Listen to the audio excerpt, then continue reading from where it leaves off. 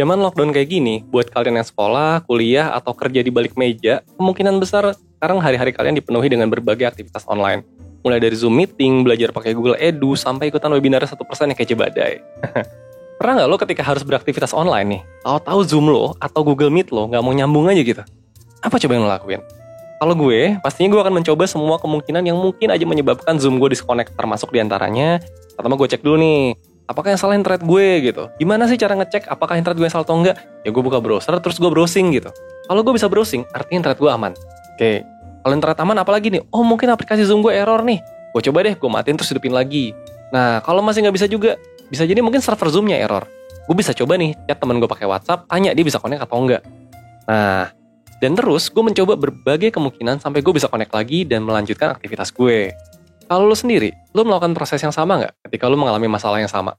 Kalau iya, sebetulnya nih, tanpa sadar, lo udah menerapkan sebuah bentuk kecil dari proses ilmiah dalam hidup lo. Yes, untuk kasus kecil ini, lo adalah orang yang sangat ilmiah men kalau gitu caranya. Kenapa? Karena basically proses ilmiah itu ya gitu. Pertama, lo nemu masalah atau pertanyaan. Dalam hal ini, masalah lo adalah Zoom lo nggak connect. Kedua, lo bikin daftar hipotesa nih, kira-kira apa aja sih kemungkinannya? Oh, internet lo bisa jadi, aplikasi lo, server Zoom, DNS, firewall, dan sederet kemungkinan lainnya. Terus lo tes dari sekian hipotesa itu, mana sih yang benar? Atau jangan-jangan semuanya salah gitu? Emang kedengarannya simple, tapi nggak semua orang bisa berpikir dengan cara seperti ini. Dan kalau lo udah menerapkan pola pikir kayak gini di kehidupan lo sehari-hari, lo adalah satu dari sedikit orang yang berhasil memanfaatkan pola berpikir ilmiah di hidup lo. Of course, pola pikir ilmiah itu nggak cuma dipakai pas internet mati gitu kan. Tapi juga hal lain, misalnya buat ngejawab pertanyaan kayak gini. Gimana ya cara supaya gue bisa improve diri gue? Gimana ya cara supaya gue bisa berkomunikasi dengan lebih baik? Gimana ya caranya gue bisa naikin prestasi gue gitu? Nah, sadar atau enggak, lu kalau pakai pola pikir yang sama gitu kayak tadi, kayak ketika internet lo mati ya, lu mulai dari lu deskripsiin dulu, oh masalahnya apa, hipotesanya apa aja, terus lu cobain satu-satu. Menurut lo masalah-masalah ini bisa lu selesaiin nggak? Gue yakin bisa. Nah, tapi nih kalau belum pakai cara yang sama buat menyelesaikan masalah-masalah besar di hidup lo, actually itu masih nggak apa-apa sih. Nah, di video ini gue bakal jelasin soal apa sih yang ngebedain antara prinsip ilmiah sama enggak gitu. Dan nantinya bisa banget lo implementasikan ke dalam hidup lo. Di video ini juga gue bakal ceritain soal manusia pertama yang mempopulerkan metodologi ilmiah ini, yaitu seorang ilmuwan dari zaman keemasan Islam bernama Ibnu Al-Haytham. Yang saking besarnya kontribusi dia buat dunia ilmiah, dia itu sering disebut sebagai the first scientist, alias ilmuwan pertama di dunia. Nah, oke, buat kalian yang belum familiar sama Ibnu Al-Haytham, gue kasih sedikit gambaran dulu soal masa di mana dia hidup. Dia hidup di zaman keemasan Islam, atau biasa disebut Islamic Golden Age. Sebuah masa di mana kekhalifahan Islam lagi jaya-jayanya. Selama lebih dari 5 abad, Islam menguasai wilayah yang sangat luas, mulai dari Afrika Utara, Asia Barat, sampai sebagian Eropa. Gak cuma wilayahnya yang luas, tapi kemajuan ilmu pengetahuan di masa ini tuh luar biasa pesat. Banyak banget prinsip-prinsip dasar sains modern yang berkembangnya di zaman dan wilayah ini. Ibnu Al-Haytham adalah salah satu ilmuwan yang lahir di zaman ini dan dia mewariskan 2 hal besar bagi dunia sains. Yang pertama adalah penelitian dia mengenai cahaya dan juga optik. Tapi buat gue personal, warisan Ibnu Haytham yang lebih penting adalah prinsip metodologi ilmiah yang digunakan. Keduanya ini sebetulnya terangkum dalam buku paling terkenal yang pernah dia tulis. Nama bukunya adalah Kitab Al-Manazir, atau bahasa modernnya adalah Kitab Optik. Nah, enggak, ini bukan kitab suci atau semacamnya. Ini adalah sebuah buku yang rangkum semua penelitian dan penemuan Ibnu Al-Haytham mengenai cahaya dan optik. Ada banyak banget penemuan Al-Haytham terkait dengan cahaya dan penglihatan. Di antaranya, dia berhasil membantah teori sebelumnya dari para pemikir Yunani dan Romawi bahwa cahaya itu datangnya dari mata. Dia juga menemukan bahwa mata kita hanya sekedar menerima cahaya dan otak kita lah yang memprosesnya. Tapi buat gue yang lebih menarik bukanlah apa yang dituliskan Al-Haytham dalam kitab optik, melainkan bagaimana cara dia menulisnya. Untuk memahaminya kita perlu bahas dulu sih, kenapa sih Al-Haytham ini dijuluki ilmuwan pertama gitu. Nah jadi gini nih, di dalam kitab optik, Al-Haytham tuh gak sekedar menuliskan apa aja yang dia temukan, tapi dia juga menuliskan proses yang dilakukannya, mencantumkan eksperimen apa yang dia lakukan, dan dia juga menyertakan setumpuk data yang ditemukannya ketika melakukan eksperimen. Ini sebetulnya sesuatu yang sangat biasa dan mutlak wajib ada gitu di jurnal-jurnal ilmiah di zaman sekarang. Namun, sebelum masa Ibnu Al-Haytham, hal ini tuh bukan sesuatu yang jadi standar. Banyak banget pemikir kelas sebelum Al-Haytham yang mengeluarkan teori-teori ilmiah tanpa dasar bukti yang bisa dipertanggungjawabkan 100% aja gitu. Ilmu-ilmu klasik ini beberapa emang ada yang benar. Namun, para pemikir dan pencetusnya itu sering banget menjustifikasi teori-teori mereka dengan hal-hal yang nggak bisa dibuktikan.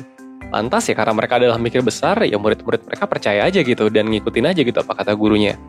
Ini adalah sesuatu yang sangat ditentang oleh Al-Haytham. Dalam salah satu quote-nya yang terkenal, dia pernah bilang gini, pencari kebenaran bukanlah mereka yang baca tulisan kuno, mengikuti dan percayainya, melainkan mereka yang mencurigai kepercayaannya sendiri dan mempertanyakan apa yang bisa ia pelajari dari tulisan-tulisannya itu. Tugas dari orang yang baca tulisan para ilmuwan yang ingin mencari kebenaran adalah memusuhi semua hal yang ia baca, menggunakan pikirannya untuk membaca seluruh isinya dan menyerangnya dari berbagai sisi. Dan dia nggak main-main by the way soal prinsipnya ini. Salah satu pemikir klasik yang karyanya banyak banget jadi inspirasi Al-Haytham adalah Ptolemy. Dia adalah seorang astronom klasik yang banyak banget berkontribusi terhadap pengetahuan kita soal pergerakan planet. Tapi tahu nggak apa yang dilakukan Al-Haytham sama Ptolemy? Dia bikin satu buku. Isinya ngebantah banyak banget teori yang dikemukakan sama Ptolemy. Judulnya adalah Al-Sukuk ala Batlamyus, alias hal-hal yang meragukan dari Ptolemy. Bayangin men, ini adalah ilmuwan yang jadi inspirasinya. Kitab optik tuh yang dia tulis ya, itu banyak banget diinspirasi dari karya-karyanya Ptolemy. Dan yang dia lakukan adalah dia bikin buku buat ngeritik penulisnya men. Lu bayangin gak? Tapi gini, dia tuh juga fair, Al-Haytham tuh fair.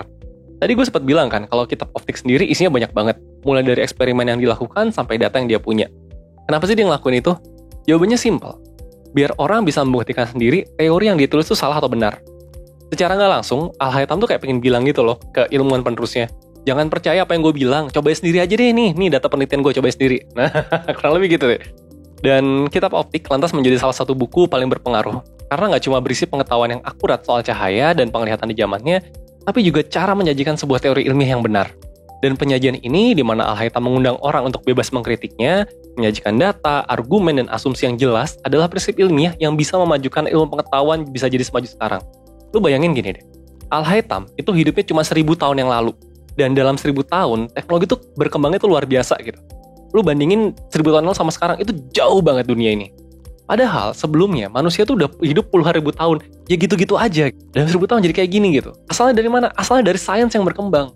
Kenapa sains bisa berkembang? Karena sains sejak zamannya Al-Haytham itu diperlakukan dengan serius. Bahwa ini bukan masalah siapa benar siapa salah gitu. Ini adalah masalah gimana caranya kita mencari yang benar terus-menerus dan kita improve semuanya. Al-Haytham adalah orang yang mengajari dunia caranya berpikir ilmiah. Dan pola pikir ilmiah ini sudah diadopsi sama banyak banget orang. Termasuk di luar area ilmiah gitu kan. Termasuk kalian ketika Zoom kalian nggak bisa connect tadi. Bahkan nih menurut gue ya, kalau bisa lu pakai lebih jauh lagi. Lu pakai pola pikir ilmiah warisannya Al-Haytham ini semaksimal mungkin buat diri lo. Improve diri lo dengan wawasan dan pola pikir yang ilmiah.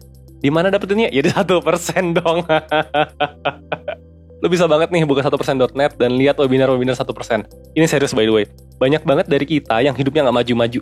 Ya simply karena kita nggak menyelesaikan masalah hidup kita dengan tepat aja gitu. Berkutat dalam ketidaktahuan dan kegalauan. Padahal udah banyak banget cara efektif buat menyelesaikan masalah hidup kita yang udah di-riset di luar sana. Dan itulah yang 1% sajikan dalam webinar-webinar 1%. Nah, makanya kenapa bisa efektif, kenapa orang-orang ikut webinar tuh pada terbantu hidupnya. Kenapa? Karena kita menyajikannya itu sesuatu yang sudah terbukti secara ilmiah. Nah, mulai dari mengatur waktu, meningkatkan rasa percaya diri, mengatasi overthinking, sampai caranya keluar dari toxic relationship. Yakin, lu masih mau hidup lu berkutat dengan masalah yang sama terus? Nah, yuk, kita belajar caranya menyelesaikan berbagai masalah dengan efektif bersama webinar 1%. Gue Rizky di 1%, bye!